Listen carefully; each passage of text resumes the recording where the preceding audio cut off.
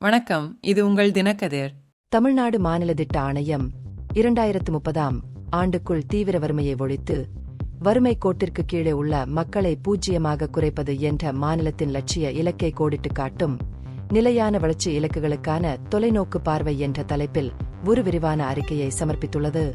இலக்கு வைக்கப்பட்ட நலத்திட்டங்கள் மற்றும் தலையீடுகள் மூலம் உள்ளடக்கிய வளர்ச்சி மற்றும் வறுமை ஒழிப்புக்கான தமிழ்நாட்டின் மூலோபாய உறுதிப்பாட்டை இந்த ஆவணம் வலியுறுத்துகிறது. வேலைவாய்ப்பு உருவாக்கும் திட்டங்கள், மலிவு விலை வீடுகள், அணுகக்கூடிய சுகாதாரம் மற்றும் கல்வி, நம்பகமான குடிநீர் வழங்கல், சுகாதாரம் மற்றும் வலுவான சாலை வலையமைப்பு ஆகியவை மாநிலத்தின் முக்கிய முயற்சிகளாகும். பள்ளிகளில் மதிய உணவு திட்டத்தை செயல்படுத்துவதில் தமிழ்நாட்டின் முன்னோடி பங்கை இந்த அறிக்கை எடுத்துக்காட்டுகிறது. இது சேர்க்கை விகிதங்களை கணிசமாக அதிகரித்தது, பள்ளிகளை விட்டு வெளியேறுவதை குறைத்தது மற்றும் வறுமை ஒழிப்புக்கு பங்களித்தது. 634 பக்கங்களை கொண்ட இந்த அறிக்கை தமிழ்நாட்டில் உள்ள 17 நிலையான வளர்ச்சி இலக்குகளின் தற்போதைய நிலையை மதிப்பிடுகிறது மற்றும் குறிப்பிட்ட உத்திகள் மற்றும் செயல் திட்டங்களை கோடிட்டு காட்டுகிறது.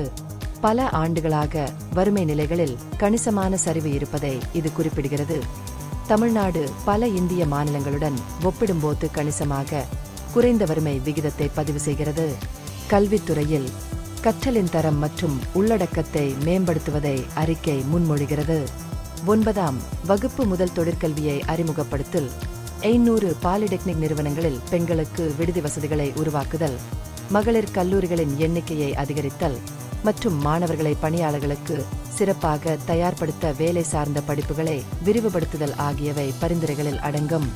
நிலையான விவசாயத்தை ஊக்குவிக்க விவசாயிகளுக்கு விதை இறையாண்மையை உறுதி செய்தல், மண் ஆரோக்கியத்தை வலுப்படுத்துதல் மற்றும் நீர் பாதுகாப்பு நடைமுறைகளை செயல்படுத்துதல் ஆகியவற்றின் அவசியத்தை ஆவணம் வலியுறுத்துகிறது.